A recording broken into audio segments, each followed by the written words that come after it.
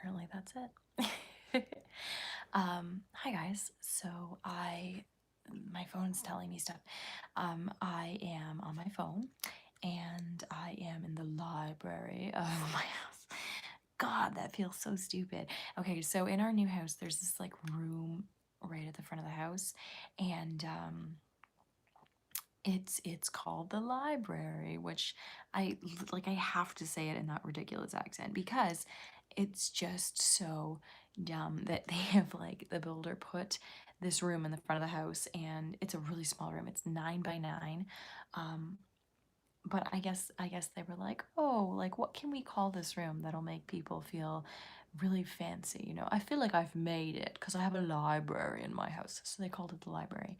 Um, so I'm in the library and I'm on my phone. And my phone is at 6%, so I have no idea how long this video is going to actually last or anything like that. But um, I just like it's so crazy because I feel like for like the first 8 months after I have a baby, two things happen. The first thing is that I am so just lost in like babyhood and motherhood that um I'm a wreck. I'm a mess. I look like a mess. I feel like I always smell, and like my boobs are always leaking. My hair is growing in straight. Like I feel like I look 100 years old and that I look tired, and I just hold on. I just feel like a mess. What is this? Just so you guys know, if you guys are leaving comments or if you even can, I can't see them. Um, but anyways, yeah, like I feel like I am just so lost in motherhood for like the first 8 months after having a baby, um, that like I just don't have time to make YouTube videos. I am not like I don't feel like I look nice enough to make YouTube videos. I just like there are so many reasons why being lost there makes it like not okay for me to make videos. But then there's this other part of me where it's like right after I've had a baby, I am like so filled with like emotion, and I'm always like thinking really deeply on things and stuff like that. And so at the same time as I'm like, I look, smell, feel nasty, and I'm exhausted, and I have no time to do this, I'm also like, I desperately need people to talk to. I need to talk to people. I need to express myself. And so I always leave YouTube behind in like the first 8 months or so.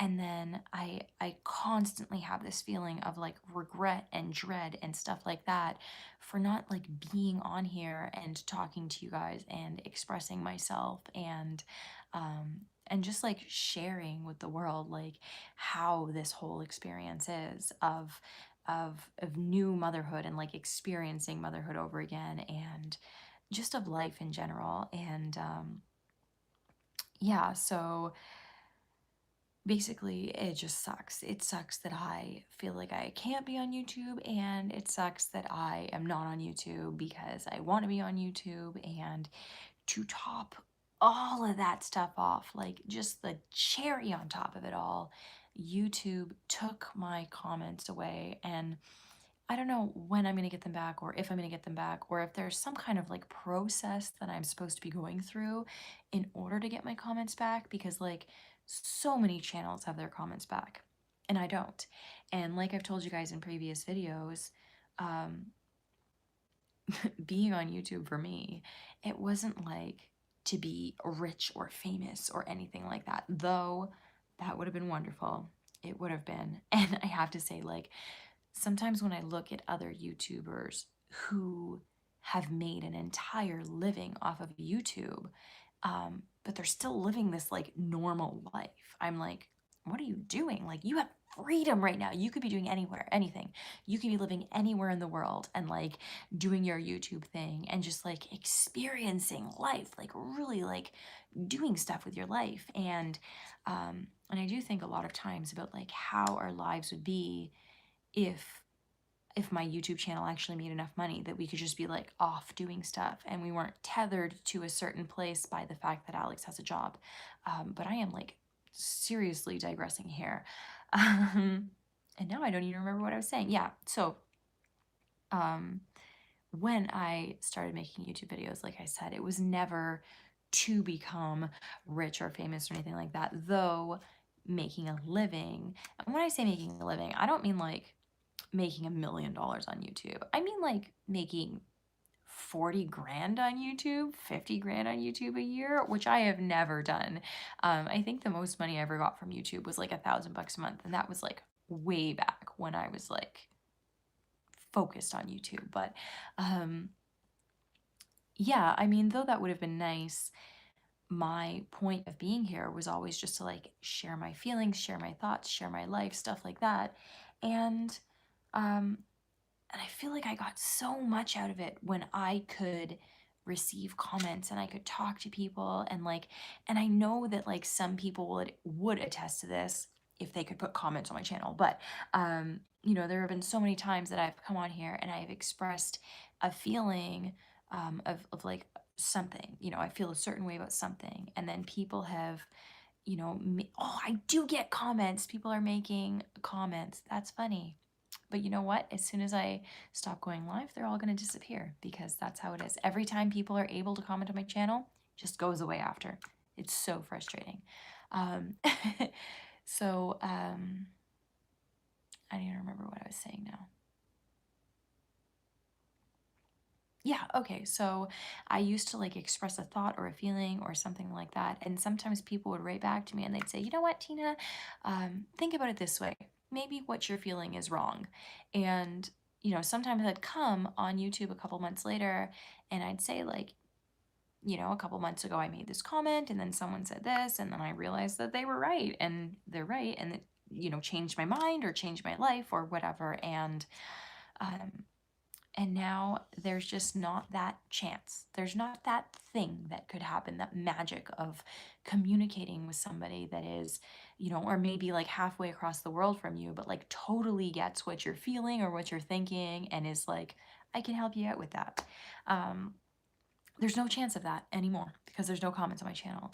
And on top of that, there is this, I mean, like right now, because I'm live, it feels different. But when I did record videos before and for like the last 8 years, there's always been this idea that like I'm talking to a bunch of people, you know, and you guys are talking back. And that's how I know that I've done that. But now when I make YouTube videos, if I record them, um, you know, like sitting in my room or something, then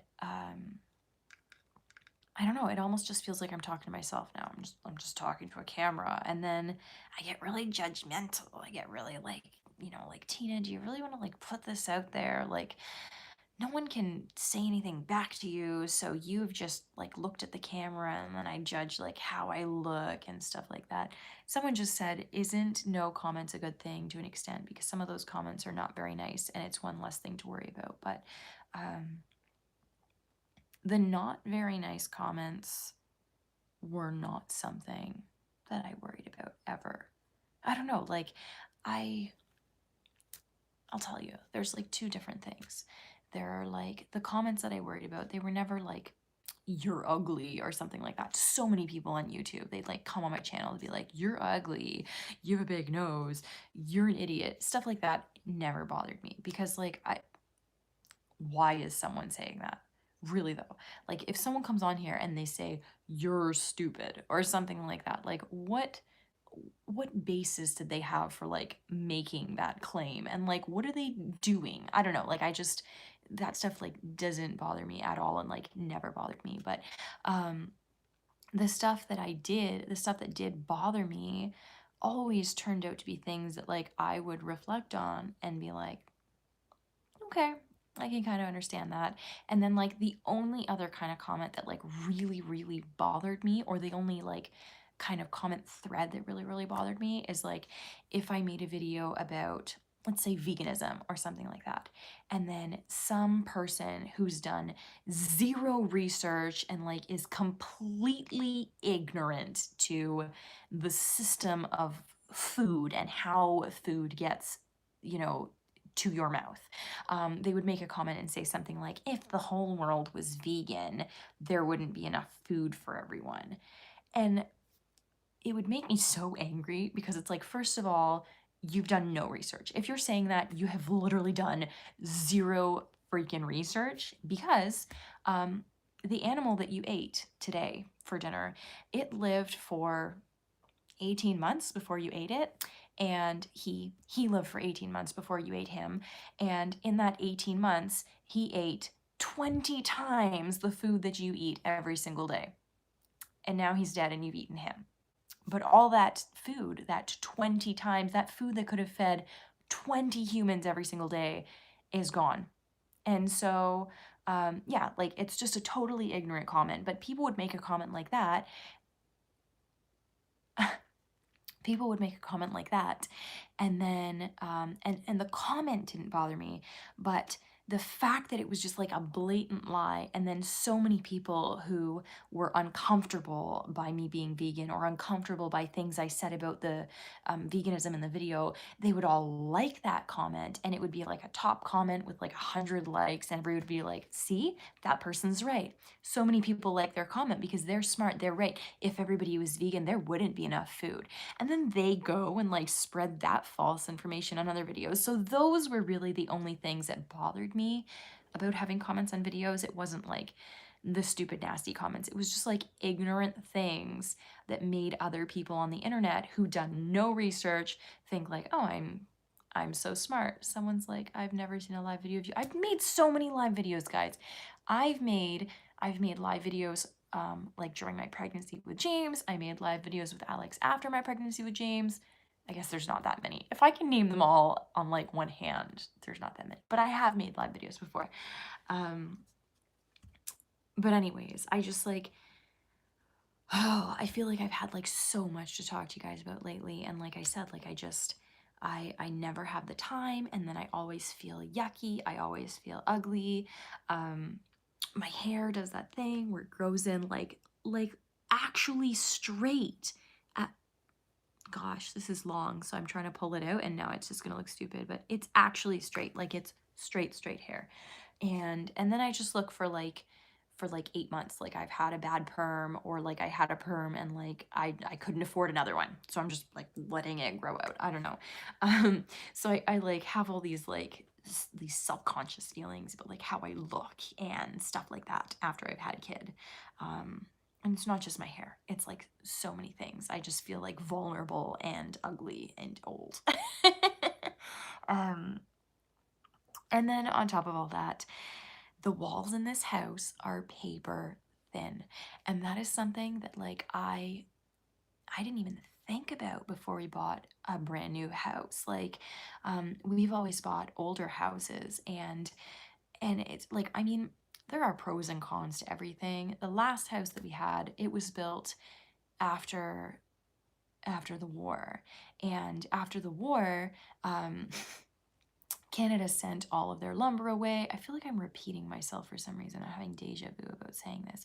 But anyways, after the war, Canada sent all of our lumber away in order to like provide relief to other countries that needed to rebuild. I do live in Canada, in order to rebuild and stuff like that. And so we didn't have enough lumber to like build houses for all the soldiers who came home and needed houses. And so there are these guidelines that they dictate how you're supposed to build a house. Like you're supposed to put um, I want to say a joist, but I could be wrong. But you're supposed to like put a joist underneath the floor at a certain distance and stuff like that. And since we were sending all of our resources away, um, they just said, okay, well, now let's just change the rules of construction. Instead of putting one every, and I don't quote me here because like I don't know what it is, but like let's say instead of putting one every 12 inches, you guys can put one every 36 inches, because screw it, then we can build 3 times the amount of houses with the same amount of lumber. And so our last house was built in that era when they could, you know, build houses really shoddily. And so it wasn't like, ooh, this is a great house. But I will say that someone about 50 years later put an addition on top of that house, which was also terrible for the house. If you have a house that is built with such a small amount of wood that it can't hold itself up, and then you build another house on top of it, not a good idea. But because the second floor was an addition that was built 50 years after that house became a house, there was like a roof and insulation and all kinds of stuff between the two floors. And so at night, if I wanted to, I could clean the house, I could make videos, I could do whatever I wanted. In fact, in the mornings, Alex used to wake up and run the Vitamix. Um, sorry, I'm reading your comments while I'm talking. Alex used to wake up and run the Vitamix, and none of us would wake up. And here he tried doing it, and it literally woke everybody in the house up because houses aren't built like they used to be. They're built with like way thinner and cheaper material and stuff like that. And B, there's no insulation because this was always a two-story house. There was never a roof. So, yeah, we always intended for this library to be the place where I make YouTube videos in this house. But it turns out that no matter how I set it up, it is not going to be that place because I don't have time to make YouTube videos in the day, and at night I am just going to wake everyone up. James and Joe are literally sleeping right above me, and that's been a funny thing since we moved into this house. James and Joe, like I told you guys in a video like a month ago, do not get along. They are like the worst of enemies, like 99% of the day. But when we lived in our other house, they shared a room, and it was like hell. They like hated sharing a room. And we moved into this house, and they each got their own room, and they still fight all day long. But for some reason, after like 10 o'clock at night, they are best freaking friends, and most nights they have a sleepover in one of the rooms. They just trade rooms every night. So I don't think that there has been more than 10 nights since we moved in here that they've actually like slept in their own rooms. So anyways, I I came on here to like actually talk about a certain thing, and instead I've just been like one story after another story and just like digression. But what has been really, really hard for me in adjusting to 4 kids, because like, and sorry, not to 4 kids. The number of kids doesn't matter, Oh, someone's writing in Arabic, I want to say. Not to having 4 kids, because like every single time